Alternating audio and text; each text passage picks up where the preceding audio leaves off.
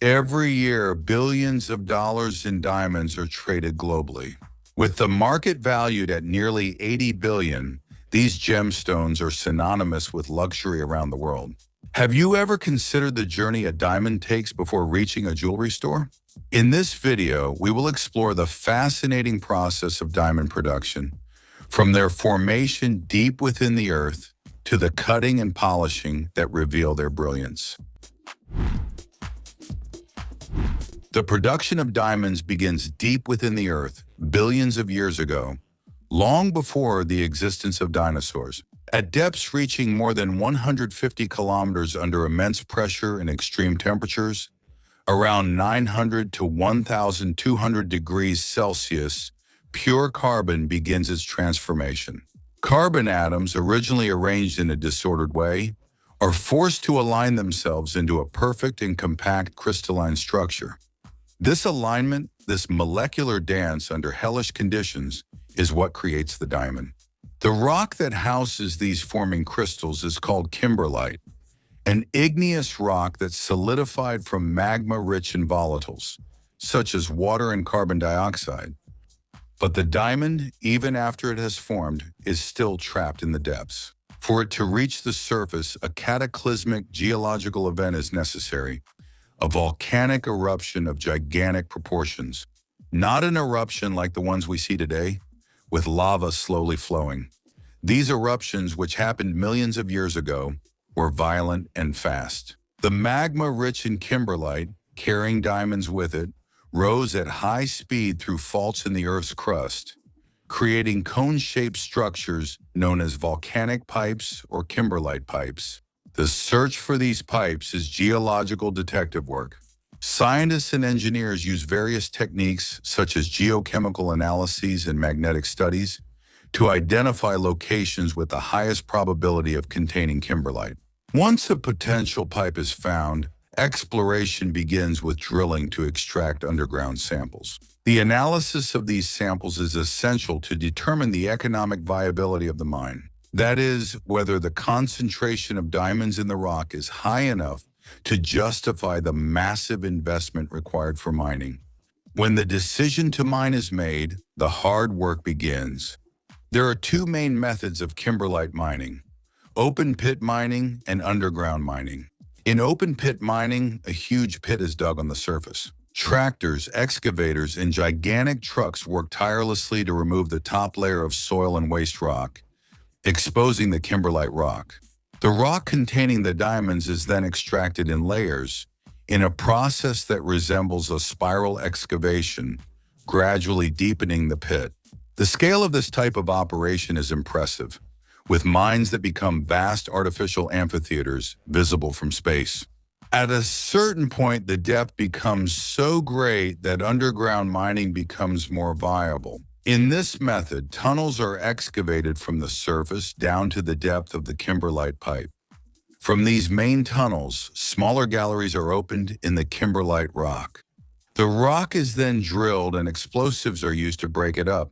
The broken rock is then transported by conveyor systems or trucks to elevators that take it to the surface. In both methods, the goal is the same: to extract the kimberlite rock containing the diamonds for processing. Once on the surface, the kimberlite rock, also known as ore, goes through a series of steps to separate the diamonds from everything else. The first step is crushing. The large rocks extracted from the mine are broken into smaller pieces by giant machines, making handling and subsequent separation easier. Next, the crushed ore is mixed with water and sent for concentration. The density of diamond is higher than most of the other minerals present in kimberlite. This difference is the operating principle of the concentration machines. A common method is the use of heavy media cyclones, where a mixture of water and ferrosilicon, a dense metallic powder, is used to create a suspension that acts as a dense liquid. When the crushed ore is added to this suspension, the lighter minerals float and are discarded, while the diamonds and other heavier minerals sink. The material that sinks, now enriched with diamonds, goes through a cleaning process and is then subjected to advanced technology: X-ray separation. Diamonds, when hit by X-rays, emit fluorescence. Sophisticated machines fire X-ray pulses at the concentrated material. Sensors detect the fluorescence emitted by the diamonds. And almost instantly, a jet of compressed air is activated to eject the diamond into a separate container. The material collected after the X-ray separation still contains some other heavy minerals, and of course, the diamonds. This final mixture is then subjected to a final manual separation step. In highly secure rooms, trained workers examine the material, manually separating the rough diamonds. At this stage, human skill is irreplaceable. The human eye is capable of identifying the unique characteristics of each diamond, such as shape, color, and transparency, something that machines still can't do with the same precision. After being cleaned and separated, the rough diamonds are classified. The classification of rough diamonds is a complex process that takes into account size, weight, shape, color, and clarity. High-quality diamonds are separated from industrial-grade diamonds, which are used for making cutting and drilling tools, drill bits, and abrasives.